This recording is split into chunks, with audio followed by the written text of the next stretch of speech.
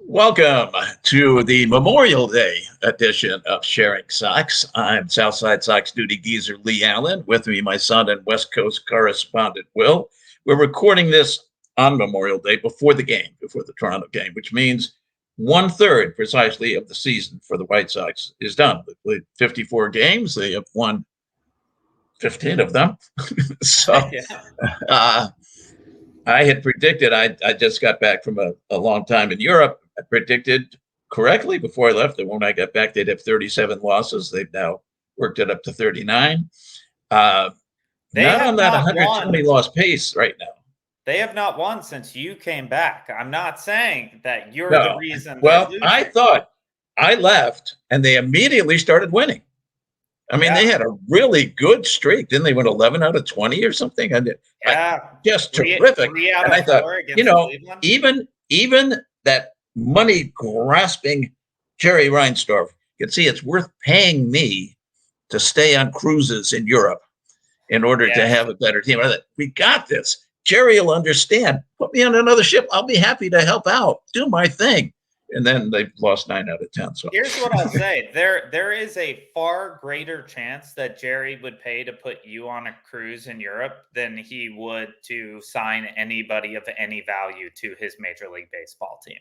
well, So that's what I thought. 'Cause it's a lot cheaper. I mean, he could put me on and your mom on an around the world cruise for 110 days for less than Major League minimum.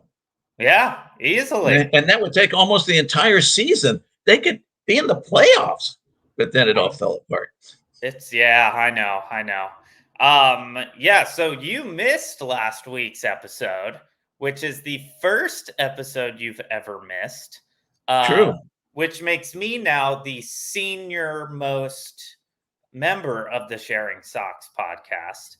I'm not It's going to true. take the title of geezer, but I will say it feels pretty good to have more experience than you Did as and I know one of your guests was the most famous ranter against the White Sox of the last 2 years. How did Rob Coletti do? Did he rant? It was actually a pretty peaceful exchange. Of course, there were rant elements from both Rob and Bill. But yes, Berto from the West Side, it's tough to rant at this point because, it's like, so you're in an alley and a guy comes up to you and he says, "Give me all your money or I'm going to beat the crap out of you." Well, you're going to say, "Please, sir, please, don't beat the crap out of me. Please don't. Oh no, I've got a wife and kids. Don't do this. Don't do this."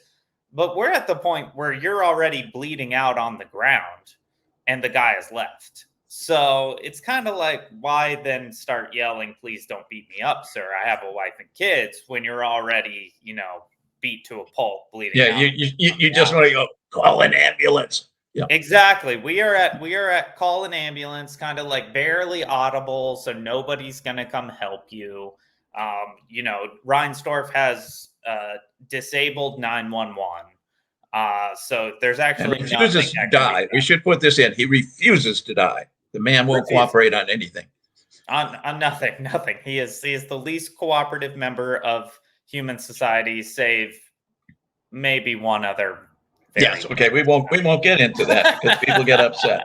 Uh, Meanwhile, something since I've been back, specifically Sunday afternoon, of course, they get almost no hit. If a reliever hadn't grooved a cutter to Danny Mendick, they were going to get no hit because they just got had nothing. I mean, they didn't even hit a ball hard in the first 7 innings, not close to it. Every hard hit ball was by the Orioles, who only got 2 runs because Garrett Crochet is pretty damn good and just made one mistake. Got a ball just a little too much into the plate to Rushman. But after the game, and I have a theory now that goes with this. After the game, Pedro Grifol talked about the team being flat. Strange thing for a manager who's nothing but a suck up and a cliche Shill. ridden Yeah. guy to say. And then 3 guys, Mendick, Corey Lee, and Crochet, all came back and said, no, he's wrong. That is really unusual. And I'm wondering, with this change in Grifol from just being the total suck up, I wonder if he wants to get fired. Seriously, and this is a serious question because he's going to get paid if he gets fired. He knows now he is never getting another major league managing job. It's never going to happen. And his pay is at least $1 million, maybe a couple million. He's paid for the rest of this year. Yeah. But he's got 7 figures for the rest of this year, which he can live on very nicely. And he can be a minor league manager somewhere or a bench coach, which he was before that. But for the Kansas City Royals, who are maybe the best team in baseball. Yes. Now that he's gone. Exactly. But he could have come out. I mean, if you were a surefire, you just come out, well, we got this terrible owner, what I was supposed to do. And that would have gotten him fired, because the only requirement for being in management of the White Sox is kissing Jerry's ass. Well, that and working cheap. But the number one requirement is keeping your lips firmly affixed. So, but there may be a clause in his contract that says he can't do that. He must support management, et cetera, et cetera. That's probably a fairly typical clause for that kind of job. Vague, but typical. But whereas saying the team is flat, whoa, and having the team come out and go, no, blah, blah, blah, even though the team was flat. Not those 3 guys, incidentally. I mean, maybe he's trying to get fired. It's kind of an interesting thing, because of course, if this were any other organization, you're getting fired. Like anybody else comes out and is 15 and whatever, and after having a terrible season the year before, and a team that shows no sign of doing anything successfully, you pretty much know you're a goner. But in this scenario, you're probably not a goner, because they don't care enough to get rid of you. They're not trying to win. So why would you do all this hubbub and get rid of the guy and then have to replace him? And then, you're still going to keep losing. So I don't know if he's trying to get fired with that comment, or if he's trying to fire up the players. It's a bad tactic to fire up players, to put them on blast in the media. As a manager, it's not usually the way you want to go. It's not going to make for a friendly dugout environment. In the basic leadership books, it's not there. Yes, baseball or otherwise. It could be a tactic to do that. If it is, it's misguided, which is not. That's Grifol. I mean, yeah, exactly. That's kind of the point I'm making. Is I'm not sure he would do this the right way, because he hasn't done anything the right way yet. So there's no, logic that tells us that he would approach this correctly. I like seeing the players bite back at it. I think that was cool. Yeah, and that takes some guts. I mean, you're talking about Crochet is Crochet. I mean, nothing's going to happen to him, no matter what. He could cut up uniforms like Chris Sale, and he'd be fine. Corey Leigh, who started out a house of fire, going, Corey Lee's got to be our catcher, blah, blah, blah. He's struck out 14 of his last 27 at bats. I think the league has found out something on how to pitch Corey, and he's got to adjust, because I like him. I really like him, and I hope he makes that adjustment. And next year, we've got him and Edgar Caro, and we've got a real tandem young catchers that are really good. Although Caro's hitting like 210 in Birmingham of all places. Mendick, he does a lot of guts on Danny's part. He's just a back and forth to the minors kind of guy. So at any rate, but Mendick has very little to lose kind of at this point. I will say this was a great moment in my life yesterday. So I was at Dodger Stadium, but we were watching the White Sox game. I was working with the other employee who likes the White Sox. So I did find another White Sox fan out here, and we're following the no-hitter. Mendick comes up to bat, and my coworker, who is great, he says, well, Danny Mendick's not the guy to break this up. And I said, before he hit the ball out, I said, Danny Mendick's exactly the guy to mess this up, because everybody out there is thinking Danny Mendick's not the guy to mess this up. And on the next pitch, Mendick hit the ball out of the park. Danny Mendick, not a great baseball player, not a bad baseball player, not a great baseball player, but I have a soft spot for Danny Mendick. I do too. And I think White Sox fans in general do. When you see comment categories online, very positive about that. Even if he's hitting 210, Everybody just likes his hustle, likes his work, likes the fact he seems to play intelligently. Although he was involved. I agree. I like that Danny Mendick is a guy who seems to love playing baseball. And Yes. And that's right my now, favorite players, the guys who act like they really enjoy playing the damn game.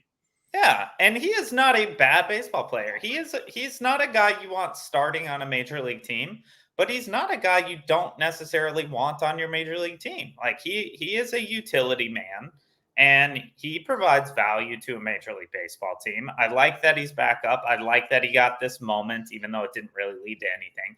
But I like that he stopped them from getting no hit. I think that was exciting. And I like that he's putting Grifol on blast. I mean, Mendick has been here through all of this in one way or another, whether he was on the White Sox roster or down in Charlotte. But he has been a part of this entire disaster of a ride over the last few years for these White Sox.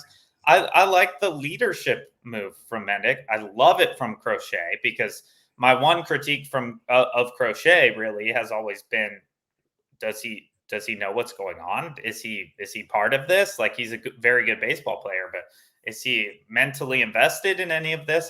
And that's not to say I thought he wasn't.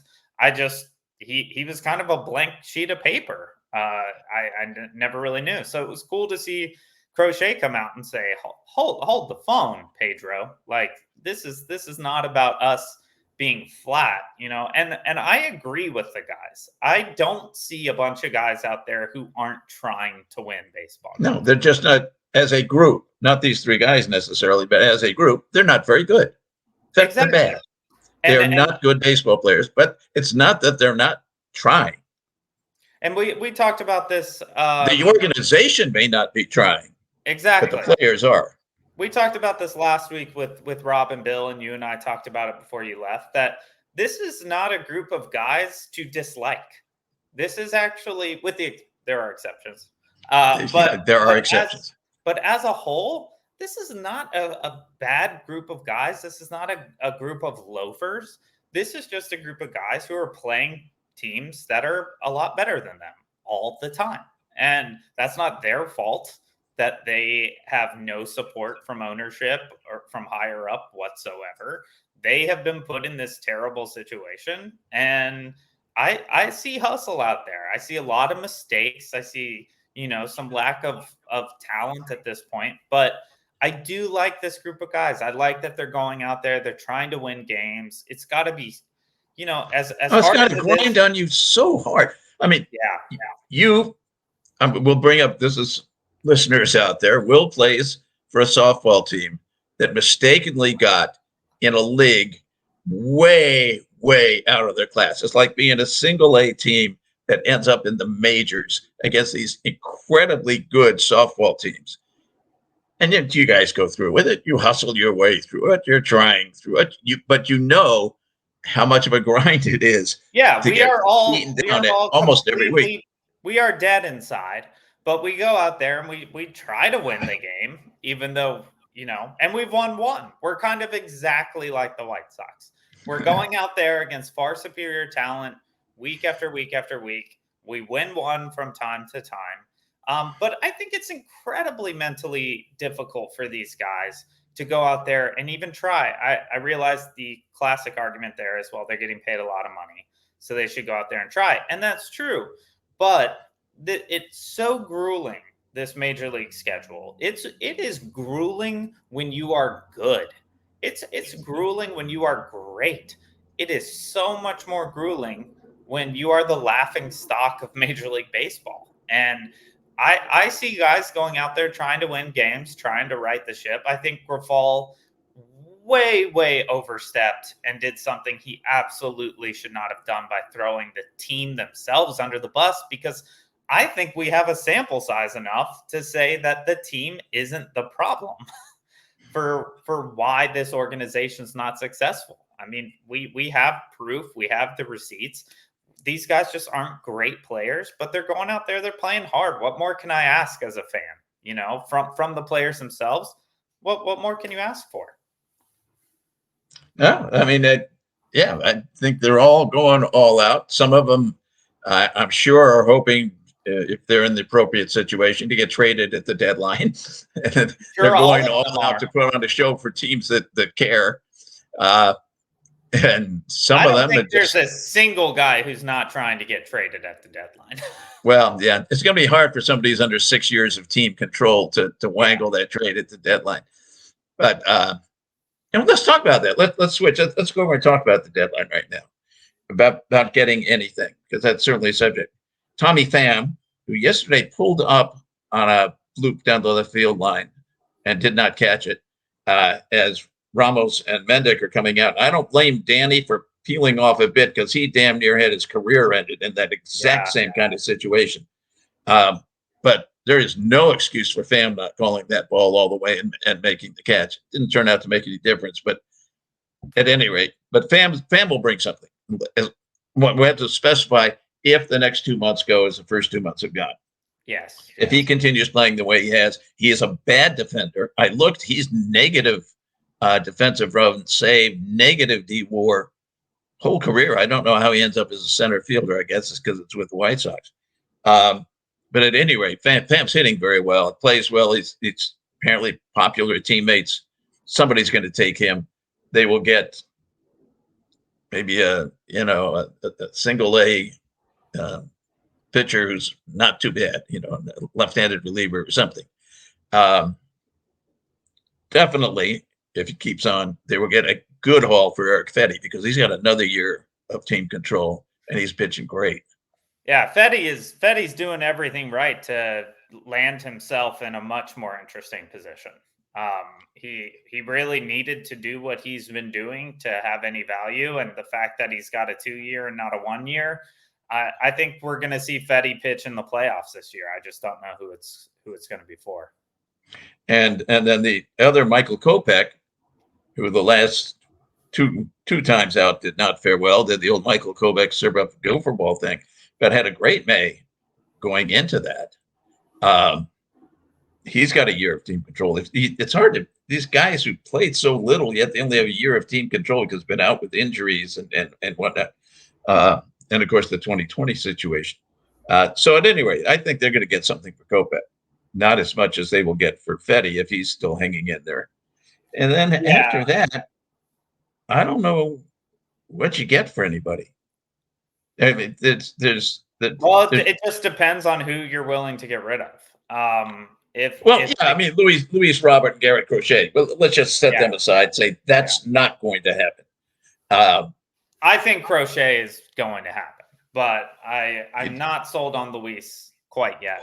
Luis, they've got 3 more years, including the options, and Garrett too. So I think as a team, yes, they hate the public, they hate their fans, they hate everything, and they're miserable to us. But I think you have to go out and say in 2026 we're going to be competitive. Not we're going to win the division. They got to stop saying how weak the AL Central is, because it's not anymore. The rest of the teams did big things this year. God, Cleveland is hitting. That's ridiculous. Yeah. But at any rate, where was I? I got lost somewhere in there on the guys that they have control over. Moncada's untradeable. Yeah, at any time, and unpickupable for his option. Eloy is untradeable. It's $16 million, and he's hurt all the time. Yes, he hits the ball as hard as anybody in the major leagues, but he does that every third day or so. Andrew Vaughn, untradeable. And I'm afraid we found out what Vaughn is. Every year there's been an excuse for Andrew Vaughn. Oh, he's playing out of position. No wonder he can't hit. Doesn't make any damn sense to say that, but that's what they said. We talked about this last week on the podcast about Andrew Vaughn, and I'll just reiterate that I do think Vaughn really was harmed by the time he came up during the 2020 campaign. I think having Vaughn come up way too early probably. So he had no minor league because he was drafted there. Yes, that it no doubt hurt him. But the fact is, we've had 4 years after that now, and he's getting worse, if anything. And exactly, I don't think he's going to get better. He's not going to get better. Yeah. Nicky Lopez, probably not going to get anything for Nicky. Uh, I kind of like Nicky, but he's kind of a Mendick person. He really should be your backup rather than your starter. But I like him. Paul DeYoung is hitting pretty well, although Kind of. Yeah. relatively for a shortstop with good fielding reputation. Although his fielding has been not what it's supposed to be. They go to all this. We're going to have defense, and they're worse than the league in defensive run saved in just about every defensive category. Just as they are on every offensive category. Pitching is the only thing that's okay, and that was at the start of the season. We're going, well, you're not going to have any pitching. Be able to hit a little, but we're not going to have any pitching, and the pitching's been mediocre, which for the White Sox is really good. Let's see. They're 28th in ERA, and yes, 30th in FIP, but still, they're not so far behind as the batting is. And Stoney and that new idiot, God, he's dumb as bricks. I did a column supporting Schriffen about a month ago, and I take it back. He is just dumb. How can you be a baseball announcer in the major leagues and think that the book was called Veek as in Reek? I mean, he mispronounced Bill Veek's name. How can you do that? Yeah, it's not going great over there in the booth. It's really. But at any rate, they were pointing out that the bullpen had the fourth best ERA in the month of May, which is kind of astounding. But then the bullpen completely fell apart for 3 games after they said that. But yeah, that's still pretty impressive that they were that high up for that amount of time. I mean, that's not bad.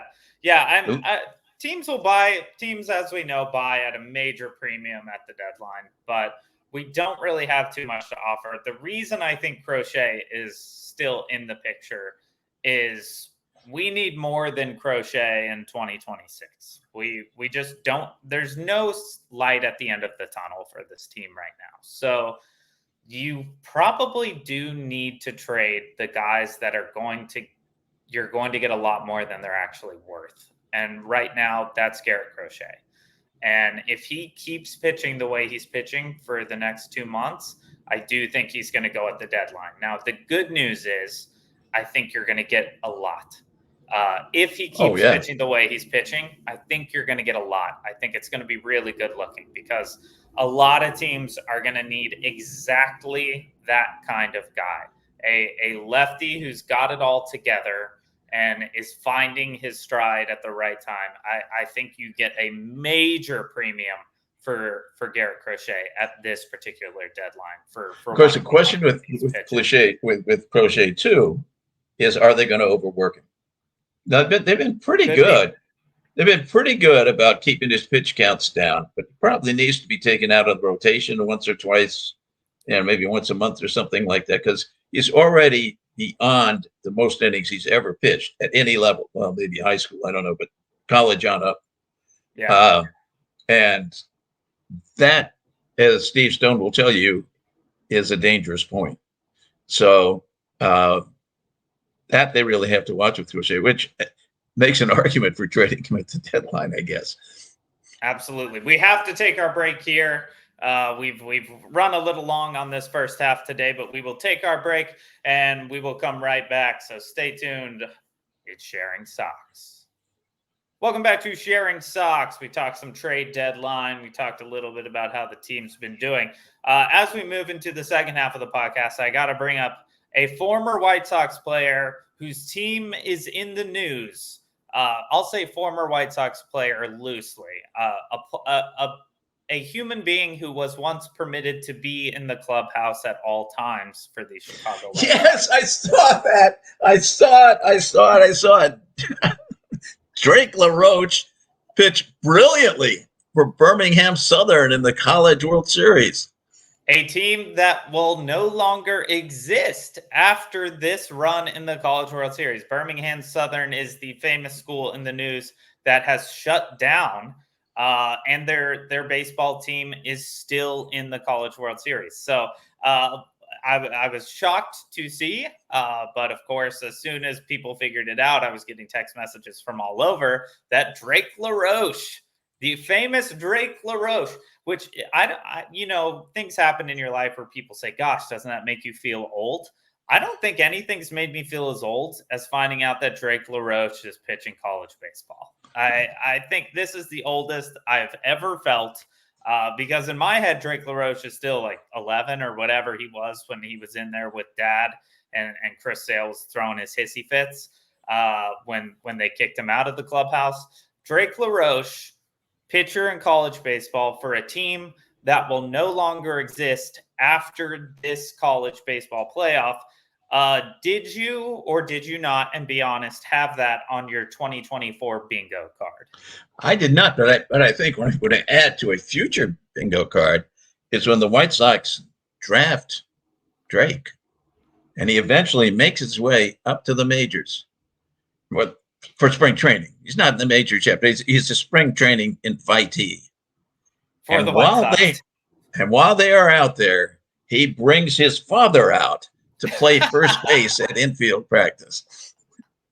And he demands his father be in the clubhouse with him at all times. Yes. I would love that. Oh, that would just be amazing. If all of a sudden Adam LaRoche is in the clubhouse at all times, despite not being a player on the team, and the other players get upset, and then the White Sox ban Adam LaRoche from the clubhouse to cause whatever two nutbag players are on the team at that time to lose their minds and cut up some jerseys and all that stuff. I saw Drake LaRoche just coming in at only 5'9", so I don't know that he's going to be the typical major league pitching body. However, I will say Yoshinobu Yamamoto listed at 5'10". I've been in an elevator with him. He's definitely in the 5'8" to 5'9" range. So if Drake LaRoche is throwing Yoshinobu Yamamoto quality of pitches, we could see Drake LaRoche play Major League Baseball. Now, and let's go to another. Since neither you nor I is of a tall persuasion, Billy Wagner, one of the greatest relievers of all time. Yeah, probably 5'8". Yeah, Harvey Haddix, who pitched the best game in the history of Major League Baseball, 5'7", 5'8". Oh, I mean, there's a lot of good shorties out there. Mookie Betts coming in at 5'8". If Drake decides he wants to play outfield or infield, be a hitter, he could be the next Mookie Betts. There's no reason we shouldn't assume that. However, I think that the move from Birmingham Southern to Major League Baseball is probably more challenging than Yamamoto's journey from being the 3-time MVP of the Japanese. And Yamamoto's had some struggles doing it. I mean, he's pretty darn good. But yeah, he's got a 3.5 or so ERA so far. He's still kind of figuring it out. We'll just talk about this very briefly because we're crossing boundaries of what's acceptable to talk about here. But we just need to talk about for 1 second, maybe the most fun and interesting player in all of Major League Baseball who plays on the other side of Chicago, Imanaga. Yeah. Is there a more fun and interesting person in the league right now? I don't know that there is. The dude throws 92 miles an hour. Nobody can hit him. ERA at or might still be below 1. And then comes out and has the best press conferences in the league, despite how he doesn't speak English. It's all done through translation. The press conference the other day with Imanaga where they said, what do you do when you go out and about in Chicago? And he said, I really only go to Dunkin' Donuts to get my iced latte. And they said, do people recognize you? He said, no. And they said, well, do the Dunkin' Donuts people recognize you? And he said, well, sometimes I order a small, sometimes I order a medium. So they probably know me as the guy who just can't make up his mind. I wasn't in the country for that. I missed that one. That's great. I mean, he could not be more likable. And obviously, I will never be a Cubs fan, but I will say it is fun to root for this guy. Well, I wonder if we will. I'll have to get a real good feel for exactly what he looks like because we've got, as you know, we live a mile and a half from Wrigley, if that, and maybe 8 Japanese restaurants between us and Wrigley.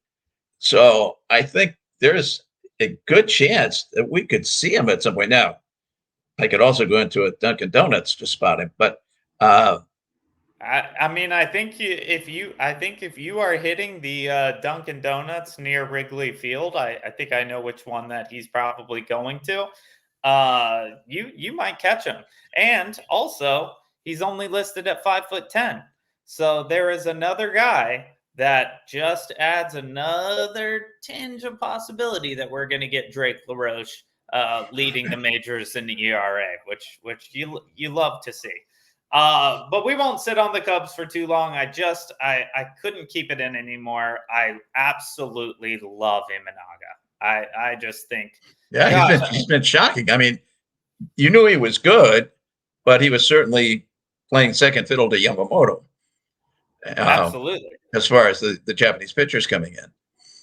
I think there was actually a quote the other day. I can't remember what player it was in Major League Baseball. Someone the Cubs had just faced, and the quote was, "He's not very good, but he's unhittable." And I think that's so cool. And what's interesting about Imanaga, who does not throw hard, is that according to the players, the reason he can't be hit is because you can't see the ball coming.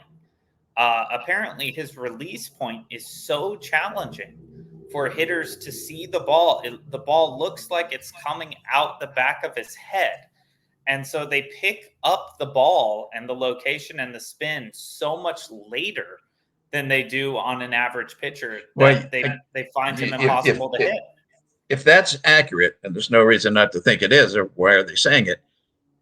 That's the kind of thing that's going to spread. You're going to find a whole bunch of pitchers doing the Imanaga shuffle because that's an easy thing to replicate. Maybe not easy, but it's certainly not impossible to replicate. And you know what else? To improve your game. You know what else is great about it? And I think between Yamamoto and Imanaga, we're going to see a whole new generation of pitching styles because, Yamamoto doesn't lift weights. He doesn't put a ton of strain on his arm. He uses like a full flowing body motion. Imanaga hides the ball in really interesting ways, kind of like we saw from Dontrell Willis when he first came up to the majors. Nobody could hit him because it was so confusing where the ball was coming from. These guys are going to get us a whole new breed of pitchers. And not only is that exciting, but a reason that's exciting is finding these ways to pitch are going to keep you from the Tommy John scenario. They're going to keep you from a second Tommy John scenario. Everybody is getting Tommy John. Paul Skeens for the Pirates, who has been incredible. This dude is on his way to 7 Tommy John surgeries. I mean, he is throwing it is so much strain on the arm to throw 101 miles per hour in the 7th inning. The dude is just, it's any day now. Any day now, Paul Skeens is going to have to get Tommy John surgery.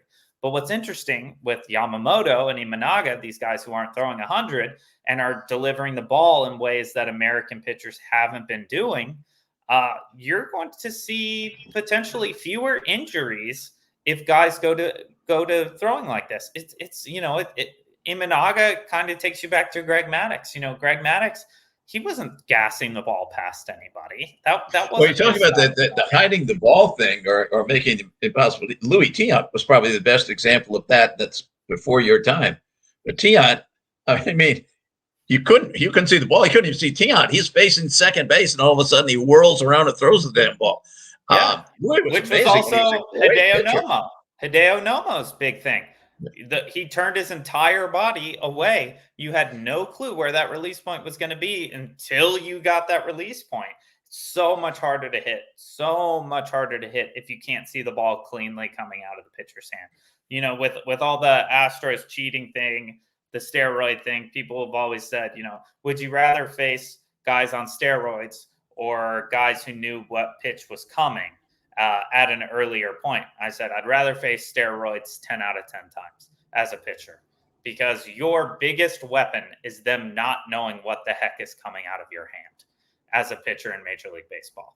Take that away. These guys can hit anything if they know it's coming. Steroid guys, they're getting good bat speed. They're hitting the ball out of the park when they do make contact. But this brand of using not all arm strength, not doing as much in the weight room, finding these fluid body motions, and finding ways to release the ball that are challenging on hitters, that could be the future of Major League Baseball. And in a lot of ways, I hope it is. I think it's a really interesting way to pitch. And I like seeing these pitchers who are finding new ways to do things, because hitters are so good now. They're so good that I'm bored with throwing a ball 101 past somebody. I want to see them fool people again. And these guys are fooling people, even though Yamamoto hasn't been necessarily an ace. But he's still been very, very good. And Imanaga, he's getting better. He just started out rough. And Imanaga is looking like the guy to beat. Now, we will learn over time if teams can adapt and figure out a way to see him better. But as of right now, he looks great. So, whether he orders the small or the medium, those Dunkin' Donuts iced lattes are really working for him. The talk about that, about the scoring and the impact, reminds me. I jotted down a few because I heard somebody else online talking about the fact that the runs per game are way down this year from last year. They're slightly up from 2 years ago, but that was before the rules changes. Right. I think it may be part of it because it's been a very cold spring. It's cold here today, and I think it's been cold throughout the Midwest, and that affects things. The batting averages now are 240, and this is the Major League wide, down from 248. It was 243 2 years ago. The OPS is down to 699 from 734. I think it's got to, and homers are down. Stolen bases are right on where you'd expect it. It's probably a weather thing, because it is true that the hitters are behind in April and May until it gets warm, and then places like Sox Park, it's 85 degrees. All you have to do is kind of hit a big pop up, and it'll land out in the seats if the wind's the right direction. But it's interesting that it really is back down. It's the pitchers that are so damn good. Yes, the hitters are really good, but the pitchers just keep getting better and better. It's only been the last few. Yes, they talked about spin rates back in time, but the last few years they've been able to really analyze spin rates and spin directions, and impact of that on all different kinds of pitches, and all the science that goes into pitching. Plus, the guys can throw 100 miles an hour. Man, tough to be a batter. So here's what I'll say, though. I think that's probably a huge reason why hitting is down. I think that's why hitting's down in April and May. I think because guys are still going out there, even with this pitch clock, throwing it as hard as they can every time. When we get to August and September, offenses are going to tee off. I think once you get to the warm weather and these 100-mile-an-hour arms are worn into the ground, you are going to see them lose command over a lot of these pitches, and these hitters are going to feast. That is just my prediction, because I think there are a lot of factors here that are causing this. But I do believe that right now the mindset is, I'm going to get Tommy John anyway, so let's just go as hard as we can every single time we're there. And the hitters are really struggling. I think once these arms start to get tired, once you get into the dog days of summer, you're going to see some of these velos drop. You're going to see a lot more guys getting hurt. We're going to see a lot of pitchers who can't do those types of things with the ball, and the offenses are going to just absolutely start mashing in August and September. That's just a theory I have, but I do think that that's quite possibly what we're going to see happen. But where it might not happen is against guys like Imanaga and Yamamoto, because they don't go out there and throw with that nearly as much strain on their arms as these other guys do. We are about running out of time. Let's just talk about real quick what the White Sox have moving forward, and if we think there's any relief in the near future to our winning the schedule. woes. The schedule the next couple of weeks is not friendly. It is not. The best chance is the next 3 days against Toronto, which is a struggling team of its own, and at home. Boy, after that, whew. Yeah, I mean you've got the three against Toronto, but you are facing their quote unquote three best pitchers. So that should be a very challenging series for us. Then you got to go to Milwaukee, who is very good, not great, but you're on the road. Then you got to go to Chicago, which they will face Imanaga on June 5th, which is certainly no easy feat with Flexen on the mound for the White Sox. So that's going to be a very, very tough game to win. Then you got 4 against Boston, who's starting to look pretty decent. Obviously, the AL East, Boston is not really a contender there behind New York and Baltimore. But they are above 500. They are a decent team. Then you got to go to Seattle, who are heating up, trying to get control of the AL West, and certainly not going to be an easy 4 games at Seattle. Then you got to go to the Diamondbacks, who are a World Series contender from last year. They have not been nearly as good this year, but they do have an explosive offense from time to time. So depending on how your pitching matchups line up there, that's a really tough one. And then you've got Houston at home. Houston obviously is kind of a disappointment this year, but as we know, that can change at any second with that team. I still don't think anybody's written off Houston. That would be foolish for 2024. So this is a brutal schedule coming up. I mean, this is definitely, not to mention the fact that after that, I won't say it gets worse, but you got to go to Detroit. You got to play the Dodgers. And then you've got a makeup game against Atlanta, who unfortunately now will be without. Just lost Acuna, which is that's sad for baseball. That's really obviously sad it's sad for the Braves, but it's sad for baseball to lose Acuna for a season. He has been very, very underperforming this year, so it may not appear to have quite the impact, but it definitely is a monumental blow to the Braves, who would absolutely need major production from Acuna to win a World Series. And he's easily a top 5 player in the game. To lose a top 5 player in the game for an entire season on a non-contact play where the ACL just gives out in a weird, very weird circumstance where he's thinking about taking third on the throwback to the pitcher because the catcher's been showing signs of laziness. He gets a big lead. The catcher whips the ball back to the pitcher, and while he's changing direction, he tears his ACL, right? I think it was the ACL. That is a devastating blow to the Braves. That is a devastating blow to baseball. The only people it's not a devastating blow to are those fighting Phils. The Phillies, yeah. Already seemed unstoppable when it comes to winning that division. And now, I mean, without Acuna, I just think the Phillies could win that division by 20 games. It's not going to be very close. That is all the time we have for today, though. Do you have any final thoughts before we bounce? No thoughts at all. I'm a White Sox fan. I don't think. Good. That's the safest way to live as a White Sox fan, because if you think, it's all downhill from there. It's all downhill from there. So we'll see how these upcoming series go, and we will catch you all next time. Thanks for listening to Sharing Sox.